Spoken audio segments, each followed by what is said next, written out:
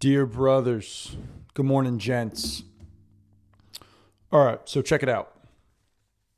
One of the things that I found myself doing this, and I have found a lot of men doing this. And that is this, I'm going to call it deprivation thinking. Here's what I mean by that. So you look around the world. You look at other men. We've got social media. We've got all this stuff. And you see men succeeding, starting businesses, having successful families, being strong, being jacked, doing well in a variety of areas. And a lot of men, this includes myself at times in my life, look at that and go, oh, there's only so much of that can go around. There's only so many people that can be successful and do well and make it to the highest echelons of their world. And it's hard for us to, or it can be hard for men to contemplate that there's abundance available to all. Sometimes it can be easier to just imagine that some people get a good hand, and that's just the way it is. I have what I have. I'm not happy with it. I don't like what I have, but there's just not enough. Like I can't have everything because there's a pot of goods and successes, and other people have taken lots of them out. So I guess I'll just get the meager scraps. And that is the absolute opposite of the way that we should approach life, the world, in every single way, form, and fashion. There is not only more than enough to go around, you alone have more than you could ever want right now. Here's what I mean by that. We have to get rid of this scarcity idea. Like, oh, there's only so many people that can have big businesses. There's only so many people that can spend more time with their children. There's only so many more people that can write a book. Whatever it ends up being. There's only so many more people that can do that. No. Every individual, every man listening to this has their own bucket of success that they can pull from. Now, understand that you are solely responsible for what is filled in that bucket, for what you pull out of that, if you will. Because all of you have a potential. There's the great story about when you get to heaven and God's standing there and there's two books. And the first book is what you were, everything that you were on this planet. And the other book is what you could have been. And so I want all of you to get rid of this idea of there's scarcity in success, because success is a loose term. It doesn't mean money, doesn't mean status and fame, doesn't mean any of that shit. What it means is that you have reached the highest echelon, or as high as you can. You have reached for the tallest building or ceiling that you could have been while you are here on earth. It's got nothing to do with what other people have going on.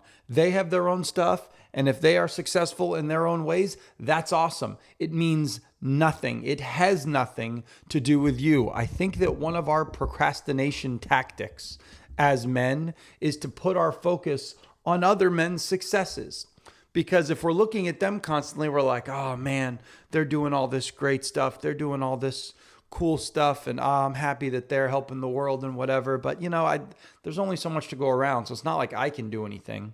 That is a dereliction of duty. We've talked about that on the show lots of times. This is our morning fellowship, and guess what? We're going to fellowship today about the fact that the world is desperate for whatever you can do for it.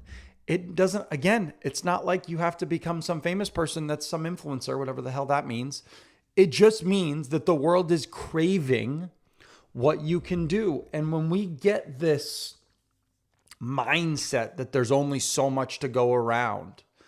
We're losing our minds. This was made most clear to me when I started transitioning into starting my own business. And in the beginning, I was very strictly in the golf space.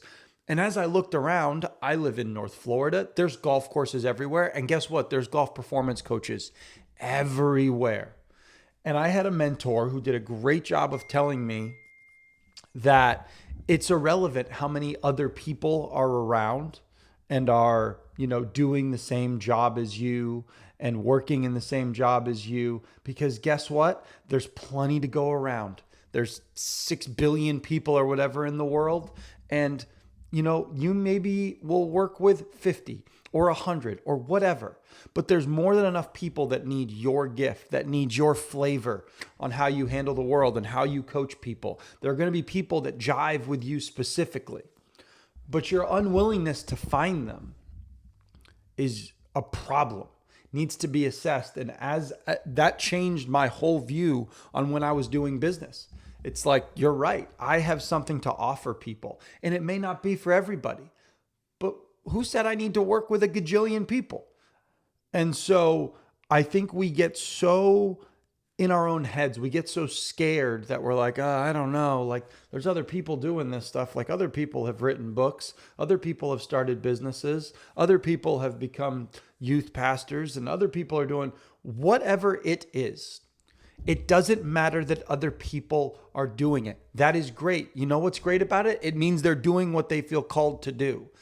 And as you sit on the sidelines and watch, you are not doing what you feel called to do. I'll repeat it again. We are called to work and to keep. Working is contributing, gentlemen. It doesn't matter that other men are contributing to the world. I think that's great. You know what you should do? The same thing. And don't worry about them. What you should be happy about is that, hey, there's other men that are contributing. That's cool. I want to be a part of that group. Send me. I want to be in that group. I'm going to leave you guys with that for today. Understand, stop caring what other men are doing. Don't have this scarcity mindset that there's only so much success that can go around and there's only so many people that can fill this niche or do this thing. No, that's not how it works. I don't care. I think this is a silly example. I think about my wife, who's a veterinarian. There are, as I think we did the math the other day, if you will. There are upwards of 15 veterinary clinics within 3 or 4 square miles, 15, all of which have multiple veterinarians working at those clinics.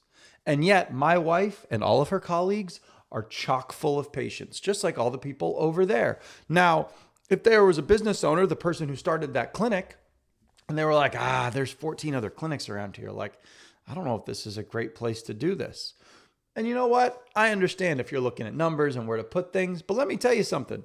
There is a public supermarket every quarter mile around here, which is right next to a Winn-Dixie and right next to another, for people that don't know what Winn-Dixie or Publix is that don't live around here, they're giant grocery stores. And yet there's one at every corner, and guess what? They're all full and jamming.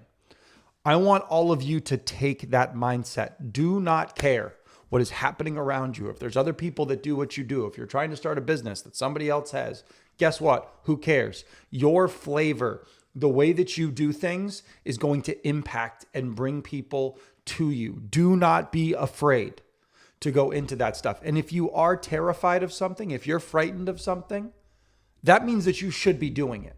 That is a sign. That's God saying, ooh, yeah, I would like it if you did this. You're afraid of it. That means it's worthwhile.